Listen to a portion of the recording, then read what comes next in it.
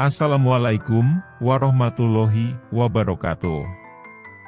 Alhamdulillahirobbil alamin, wassalatu wassalamu ala asrofil anbiya'i wal mursalin, Sayyidina Muhammadin, wa ala alihi, wa ashabihi ajmain, amma badu. Selamat datang kembali dalam channel kesayangan kita, channel Amalan Rejeki. Sebuah channel yang mengupas tuntas tentang amalan-amalan yang akan mendatangkan rejeki, supaya mengalir dengan deras. Baiklah teman-teman yang dirahmati Allah. Allah Subhanahu wa Ta'ala memberikan karunia kepada Nabi Sulaiman dengan kerajaan yang besar dan kekayaan yang berlimpah. Hal ini karena Nabi Sulaiman selalu taat akan perintah Allah dan memanjatkan doa kepadanya. Nabi Sulaiman adalah anak kandung dari Nabi Daud, nabi yang terkenal kekuatannya dalam mengalahkan raksasa yang kuat dan besar hanya dengan menggunakan ketapel dan batu kerikil. Nabi Sulaiman memiliki kerajaan yang besar dengan istana yang megah. Istananya berdinding batu pualam. Sementara tiang dan pintunya terbuat dari emas dan tembaga. Kemudian, atapnya dari perak dan hiasan serta ukirannya dari mutiara, intan, dan berlian. Nabi Sulaiman memiliki istana yang megah karena memiliki banyak sekali pekerja yang dapat membangun apa saja yang dikehendakinya. Surat Saba ayat 12 menyatakan bahwa pekerja Nabi Sulaiman di antaranya merupakan bangsa jin. Allah Subhanahu wa Ta'ala memberi izin agar jin-jin itu tunduk kepada Nabi Sulaiman. Dan sebagian dari jin ada yang bekerja di hadapannya, di bawah kekuasaannya, dengan izin Tuhannya. Dan siapa yang menyimpang di antara mereka dari perintah kami, maka kami rasakan kepadanya azab neraka yang apinya menyala-nyala. Tak hanya memiliki istana yang megah, kerajaan Nabi Sulaiman juga luas. Ia bahkan dikenal sebagai raja yang menguasai beberapa negara dan memiliki pasukan dari berbagai jenis makhluk yang tidak dimiliki oleh siapapun. Semua ini tentunya atas seizin Allah Subhanahu wa Ta'ala seperti yang tertuang dalam surat An-Naml ayat 16. Dan kami, Sulaiman, diberi segala sesuatu. Sesungguhnya ini benar-benar suatu karunia yang nyata.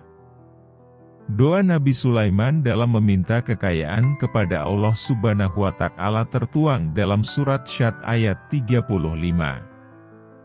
Qala, Rabbighfirli, wahabli mulkal, layambagi, li adim mimbadi, innaka antal wahhab.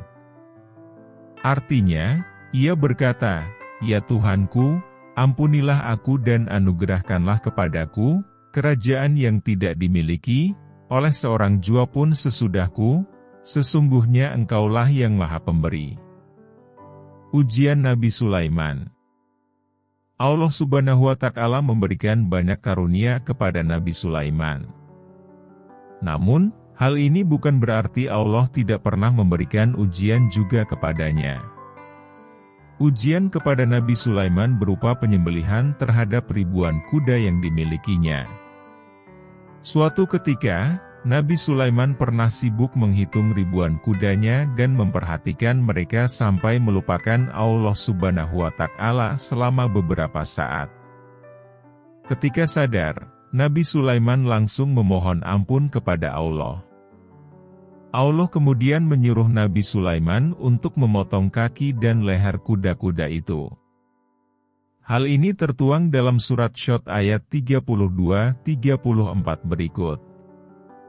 Maka ia, Sulaiman, berkata, sesungguhnya aku menyukai kesenangan terhadap barang yang baik, kuda, sehingga aku lalai mengingat Tuhanku sampai kuda itu hilang dari pandangan.